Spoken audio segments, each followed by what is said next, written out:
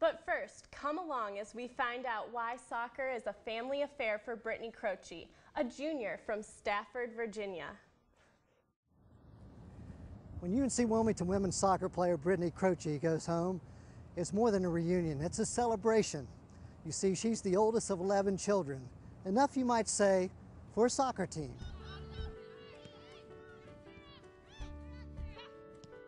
There's 6 boys and 5 girls, so I have 6 brothers and 4 sisters. The youngest boys are 3 and they're twins, and then I'm 21, I'm the oldest, so it's kind of a lot mixed in there, and some of them are only like 11 months apart, so I know when all their birthdays are, just sometimes I don't know how old they're turning. It was always a big deal, like soccer, Saturdays and Sundays are always a big deal around my house. Like 4 of my brothers play, and just growing up it was always really fun. Like me being the oldest, they'd all want to come to my games, and even if it was like an hour and a half drive, they'd all like pile in the little station wagon we had and come with me. And we lived in California, so sometimes the games would be like really far away, and I don't know, they'd all want to come, and it was just really nice to have like all that support. And you hear like the little kids' voices at the games, like Brittany, Brittany, and you know that that's your little cheering section that's always there for you. My little brother Riley, that's funny, he just started playing travel. He's 8, so he just started getting into like the real serious travel team.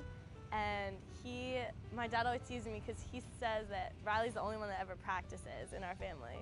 Because I always really liked soccer, but I was always like, after school I'd want to go hang out with my friends more than like go to soccer practice. So my dad says Riley's the only one that ever practices, and Riley will call me every time Riley like gets a higher number of juggles or like does something. Riley will call me on the phone and be like, Brittany, guess what, I did this. Brittany, guess what, I did this. And then his team needs a new assistant coach now, I guess.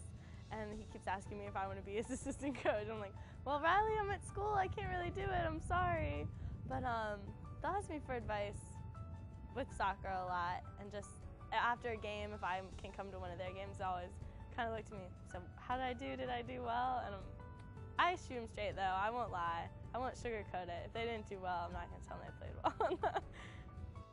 I always have tried to like set a really good example for my brothers and sisters, and consciously or unconsciously, like I've always tried to get really good grades and do well in soccer, and part of it has been because like I have all these young brothers and sisters at home that I know that they notice like what I'm doing, and I think it's a big responsibility, but I'm glad that I like am able to have it. Like I feel really lucky that all these brothers and sisters, even though we get in fights sometimes, like I know that they're proud of what I've done, and if no one else, like I can't make anyone else proud, I can't, accomplish anything else in my life, I would at least know that like they've supported me and they are proud of what I've accomplished.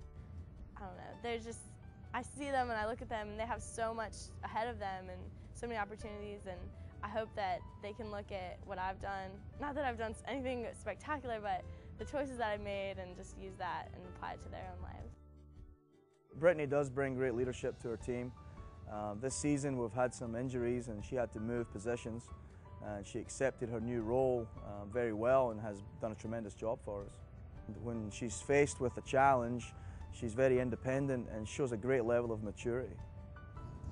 What do you want to do after you leave this place? I don't know. I love Stafford, my hometown, and I love my family and all my friends.